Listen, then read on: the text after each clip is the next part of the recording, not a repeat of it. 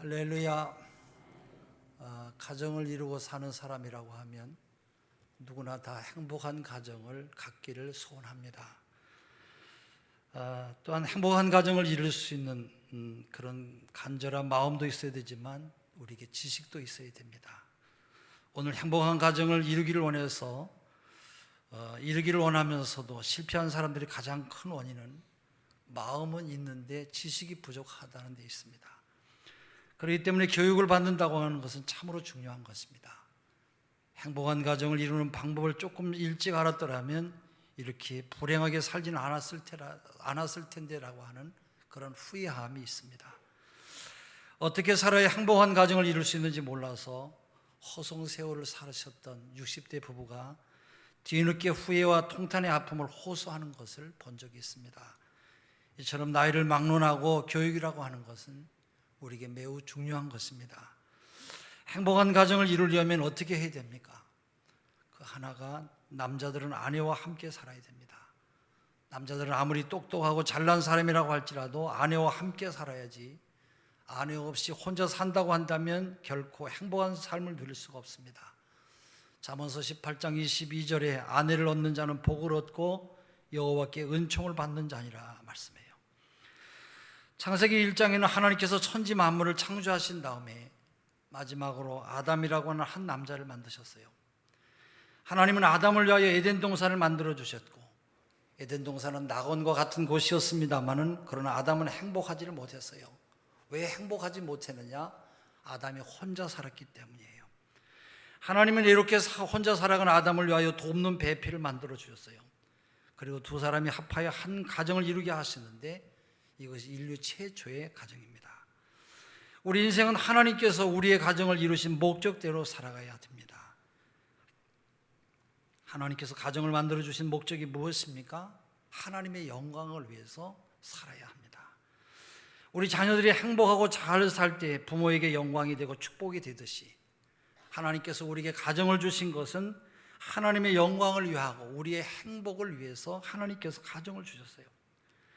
가정을 이루고 사는 사람은 누구나 다 이 두 가지 사명을 잘 깨달아서 하나님께 영광을 돌리는 가정을 만들고 행복한 가정을 이루면서 살아가야 할 것이에요. 이러한 사명을 이루기 위해서는 하나님을 잘 경외해야 돼요. 그래야만 우리의 영혼이 하나님 앞에 복을 받습니다. 우리 가정이 경건한 믿음의 가정으로 세워질 때 또한 하나님께 영광을 돌릴 수가 있어요. 또한 부부는 서로가 사랑해야 돼요. 서로 사랑함으로 행복한 가정을 이루어야 되는 것이에요. 잠언서 15장 15절에서 17절, 고난받는 자는 그날이 다 험악하나 마음이 즐거운 자는 항상 잔치하느니라. 가산이 적어도 여호와를 경외하는 것이 크게 부하고 번뇌하는 것보다 나으니라. 채소를 먹으며 서로 사랑하는 것이 살찐 소를 먹으며 서로 미워하는 것보다 나으니라고 말씀하고 있어요.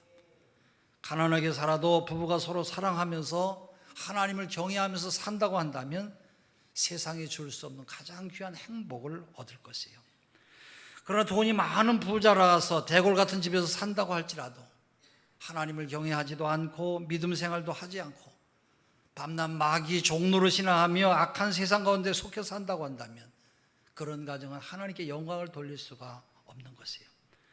그런 가정에는 재산과 물질이 아무리 많이 쌓여 있다고 할지라도 부부간에 서로 사랑하지 아니하고 미워한다고 한다면 그 가정의 행복은 이루어질 수가 없는 것입니다.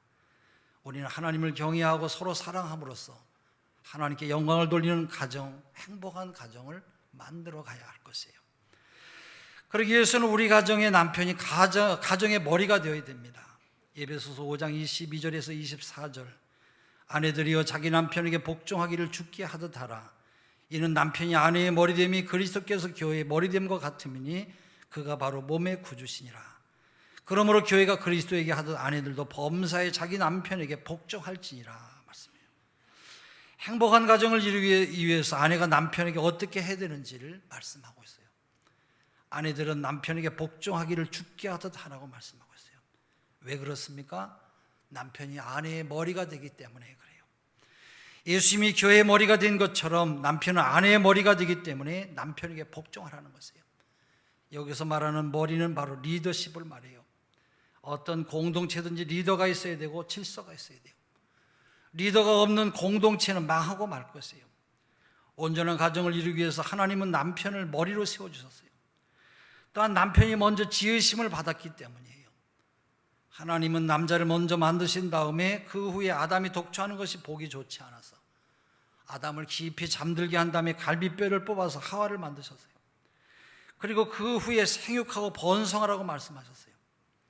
하나님의 질서는 먼저 세움받은 사람을 남편으로 세우고 그 다음에 여자를 만드시고 가정을 만들어 주셨어요. 남편이 우리 가정의 리더가 되는 것은 하나님께서 남편을 먼저 지으셨기 때문인 것이에요. 또한 선악과를 먼저 따먹은 것은 남자가 아니라 여자이고 여자로 인해서 이 땅에 죄가 들어왔어요. 그래서 하나님께서 남자를 가정의 머리가 되도록 인도하신 것이에요. 그렇기 때문에 아내들은 남편에게 복종해야 돼요. 에베소서 5장 22절에 남편에게 복종하기를 주께 하듯 하라 말씀해요. 남편 섬기기를 예수님이 섬기듯이 하라는 것이에요. 남편은 아내가 어떻게 대접하느냐에 따라서 그 가정의 분위기와 삶이 달라지는 것이에요. 아내가 남편을 왕처럼 대하면 남편은 왕이 될 것이고, 아내가 남편을 머슴처럼 대하면 그 가정의 남편은 머슴이 되는 것이에요. 베드로전서 3장 6절에 보면 사라는 아브라함을 주라고 칭했어요. 하나님 대하듯이 신랑인 아브라함을 대했다는 그런 말씀이에요. 탈무드에 보면 여자는 남자의 집이라고 말씀했어요. 한 남자와 한 여자가 결혼을 하면 가정을 꾸리게 돼요. 자녀를 낳아서 기르게 되는데 여자에 의해서 가정이 형성되도록 하셨어요. 근데 어떤 여자와 사느냐에 따라서 궁궐 같은 곳에서 살 수도 있고 쓰레기통 같은 그런 집에서 살 수도 있는 것이에요. 잠언서 19장 14절에 집과 재물은 조상에게서 상속하거니와 슬기로운 아내는 여호와께로서 말미암느니라. 그래서 여러분의 자녀들의 며느리를 둘 때에 부모님들이 좋은 아내, 좋은 며느리 달라고 기도를 많이 하세요. 하나님께서 여러분의 기도대로 응답하여 주셔서 믿음의 좋은 며느리를 주실 줄로 믿습니다. 슬기로운 아내는 여호와께로서 말미암는다 말씀하고 있어요.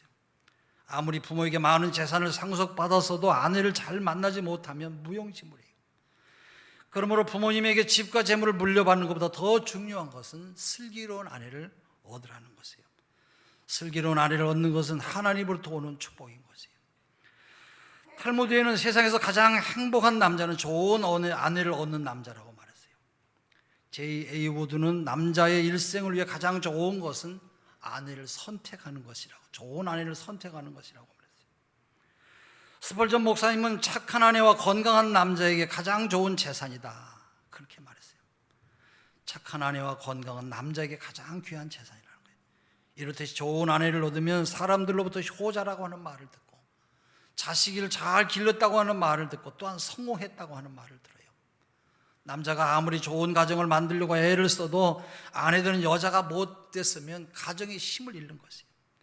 그러므로 성경에서 말하는 좋은 아내, 현숙한 아내가 되어야 할 것이에요. 잠언서 31장 10절에 보면 현숙한 여인에 대해서 말씀하고 있어요. 누가 현숙한 여인을 찾아 얻겠느냐? 그런 자의 남편은 그를 믿나니 산업이 핍절하지 아니하겠으며 그런 자는 살아있는 동안에 그의 남편에게 선을 행하고 악을 행하지 아니하느니라. 악을 행하는 가정은 아무리 힘쓰고 애써도 가정의 일이 풀리질 않아요. 다시 말하면 현숙하지 못한 여인이 살아가는 가정에는 길이 열리질 않는다는 거예요. 그러나 현숙한 여인은 어떻게 살아갑니까? 13절에 그는 양털과 사물 구하여 부지런히 손으로 일하며 상인의 배와 같아서 먼 데서 양식을 가져오며 밤이 새기 전에 일어나서 자기 집안 사람들에게 음식을 나눠준다 말씀하고 있어요. 남편이 출근할 때도 부지런히 일어나서 아침 식사를 준비해주고 하루를 힘차게 일할 수 있도록 만들어주는 여인이 바로 현숙한 여인이라는 것이에요. 저는 이 말씀을 읽을 때마다 이 현숙한 여인이 얼마나 훌륭한 여인인가 감동을 받게 돼요. 이 여인은 지혜롭고 부지런하고 자녀들도 믿음 안에서 잘 양육하고 남편과 가정을 잘 세우고 섬기는 귀한 사람이에요. 잠언서 31장 6절에 입을 열어 지혜를 베풀며 그의 혀로 인애법을 말하며 그렇게 말하고 있어요. 지혜 있는 여자를 말하고 있어요. 잠언서 14장 1절 지혜로운 여인은 자기 집을 세우되 미련한 여인은 자기의 손으로 그것을 허느니라. 잠언서 24장 3절에서 4절 집은 지혜로 말미암아 건축되고 명철로 말미암아 견고하게 되며 또 방들은 지식으로 말미암아 각종 귀하고 아름다운 보배로 채우게 되느니라 말씀하고 있어요. 사무엘상 25장에는 현숙한 여인에 대해서 말씀하고 있어요. 사무엘상 25장 2절에서 3절, 마온에 한 사람이 있는데 그의 생업이 갈멜에 있고 심히 부하여 양이 3,000마리여 염소가 1,000마리이므로 그가 갈멜에서 그의 양털을 깎고 있었으니 그 사람의 이름은 나발이요 그 아내의 이름은 아비가일이라. 그 여자는 총명하고 용모가 아름다우나 남자는 완고하고 행실이 악하며 그는 갈렙 족속이었더라 말씀하세요. 여기 아비가일이라고 하는 여인이 나와요. 이 여인도 현숙한 여인이었습니다만 그러나 남편은, 이 나발은 완고하고 행실이 아주 악한 사람이라는 것이에요. 그럼에도 불구하고 이 집이 얼마나 부자였는지 몰라요. 양이 3,000마리요 염소가 1,000마리나 되었어요. 아비가일은 지혜가 총명하고 현숙하며 용모가 아름다운 여자였어요. 나발은 형편없는 남편이었습니다만 아내 덕분에 복을 누리며 살게 되었어요. 그러나 사무엘상 25장 32절부터 38절에 보면 이런 말씀이 있어요. 다윗이 아비가일에게 이르되 오늘 너를 보내어 나를 영접하게 하신 이스라엘의 하나님 여호와를 찬송할지로다. 또 네 지혜를 칭찬하며 또 네게 복이 있을지로다. 오늘 내가 피를 흘릴 것과 친히 복수하는 것을 네가 막았느니라. 나를 막아 너를 해하지 않게 하신 이스라엘의 하나님 여호와의 살아계심을 두고 맹세하노니 네가 급히 와서 나를 영접하지 아니하였더라면 밝은 아침에는 과연 나발에게 한 남자도 남겨두지 아니하였으리라 하니라. 다윗이 그가 가져온 것을 그의 손에서 받고 그에게 이르되 네 집으로 평안히 올라가라. 내가 네 말을 듣고 네 청을 허락하노라. 아비가일이 나발에게로 돌아오니 그가 왕의 잔치와 같은 잔치를 그의 집에 배설하고 크게 취하여 마음에 기뻐함으로 아비가일이 밝는 아침까지는 아무 말도 하지 아니하다가 아침에 나발이 포도주에서 깬 후에 그의 아내가 그에게 그 일을 말하며 그가 낙담하여 몸이 돌과 같이 되었더니 한 열흘 후에 여호와께서 나발을 치심에 그가 죽으니라 말씀하고 있어요. 이처럼 악한 나발이 다윗의 은혜를 저버렸다가 죽을 뻔한 일이 있었습니다만 아비가일의 지혜로 말미암아 죽음을 면하게 된 일을 성경은 말씀하고 있어요. 아비가일은 참으로 현숙한 여인이었어요. 잠언서 31장 30절 고운 것도 거짓되고 아름다운 것도 헛되나 오직 여호와를 경외하는 여자는 칭찬을 받을 것이라 말씀해요. 어떻게 이런 지혜가 나와서 집안을 일으키는 지혜로운 사람이 될 수가 있었습니까? 하나님을 경외하는 현숙한 여인이 집을 이렇게 세운다라는 거예요. 어진 여인이 되어야 돼요. 그러므로 어진 여인은 가정을 세우고 남편을 세우고 우리의 가정의 자녀들을 잘 세우는 여자예요. 성경에는 좋은 아내를 어진 여인으로 그렇게 표현하고 있어요. 우리가 읽은 잠언서 12장 4절에도 어진 여인은 그 지아비의 면류관이나 욕을 끼치는 여인은 그 지아비의 뼈가 썩음과 같게 하느니라 말씀하고 있어요. 어진 여인은 남편의 면류관이라는 거예요. 명심보감에서도 어진 아내는 남편을 귀하게 만들고 악한 아내는 남편을 천하게 만든다 말했어요. 잠언서 15장 17절에도 채소를 먹으며 서로 사랑하는 것이 살찐 소를 먹으며 서로 미워하는 것보다 나으니라. 잘 먹고 잘 사는 것이 행복이 아니에요. 사랑이 있느냐 없느냐, 서로 미워하느냐 사랑하느냐에 달려있는 것이에요. 중요한 것은 오직 사랑에 있는 것이에요. 부부가 서로 사랑을 하면 모든 것이 다 좋게 보이죠. 그래서 우리나라 유행가에도 사랑을 하면 예뻐진다는 그런 노래가 있어요. 여러분, 사랑하는 사람이 생기면 얼굴에 기쁨이 있고 행복이 넘쳐요. 세상에서 여러분 가장 어리석은 사람이 여러분 누구입니까? 사랑보다는 돈을 보고 결혼하는 사람이에요. 이런 사람은 매우 어리석은 사람이에요. 어떤 청년이 우연히 소원 성취에 요정이 들어있는 요술 항아리를 발견했어요. 이 청년이 요정을 불러내니까 요정이 나와서 주인님 무슨 소원을 드릴까요? 무슨 소원을 들어드릴까요? 물었어요. 그때 청년은 말했어요. 나는 돈과 여자와 결혼을 원한다. 청년의 소원을 들은 요정은 곤란하듯이 말했어요.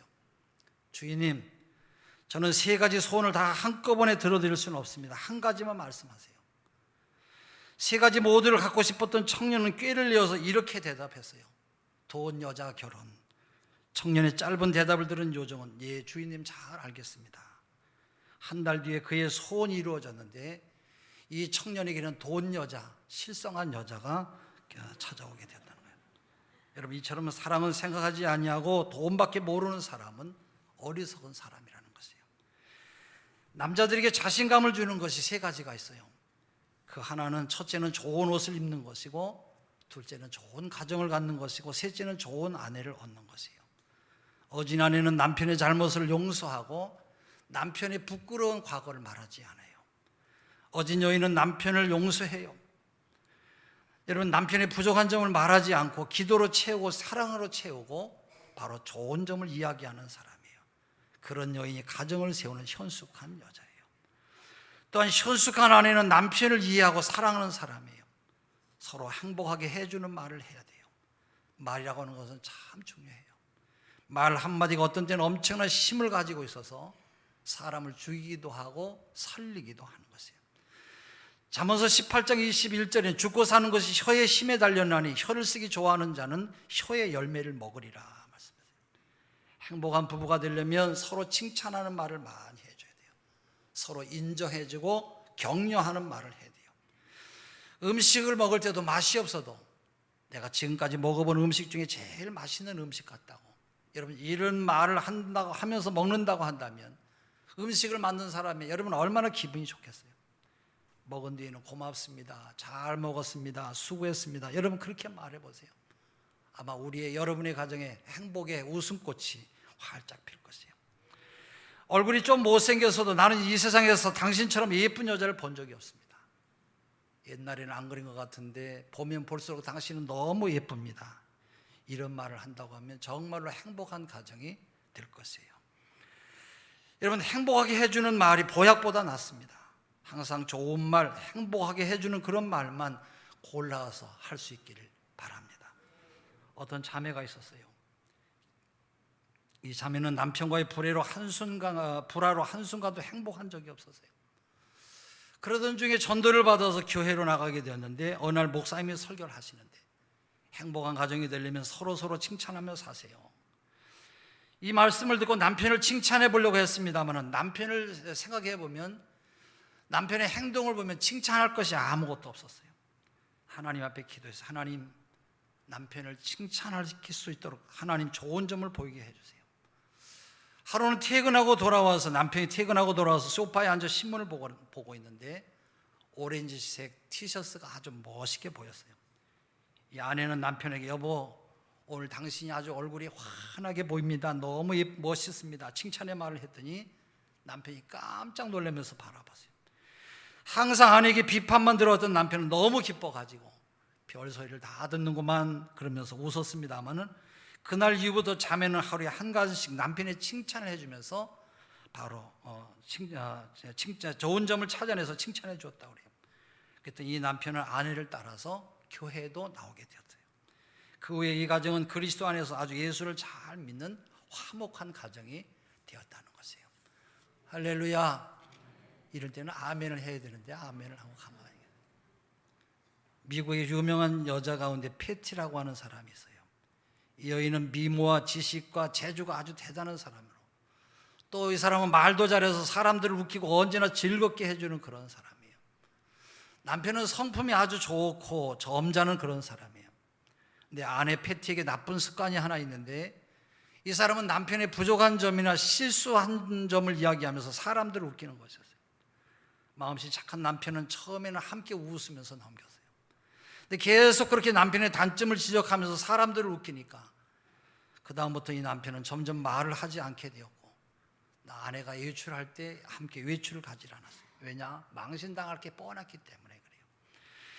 남편의 직장에는 독신 여성이 있었는데 이 여인은 예의 바르고 존경해주고 얼마나 잘해주는지 아내하고는 점점 멀어지기 시작하면서 이 독신 여성과는 점점 가까워지기 시작했어요. 그것을 본 패티 여사는 정신이 번쩍 들었어요. 내가 남편의 허물을 들추어서 사람을 웃기는 내 자신이 경솔했다고 하는 것을 깨닫고 그 다음부터는 남편을 존경하고 칭찬해 주면서 부부간의 어려운 위기를 잘 극복해 나갔다는 거예요. 여러분, 부부지간이라고 할지라도 함부로 말을 해서는 안 될 것이에요. 미국의 워싱턴 주립대학의 존 카터 박사는 부부 상담 치료의 권위자입니다.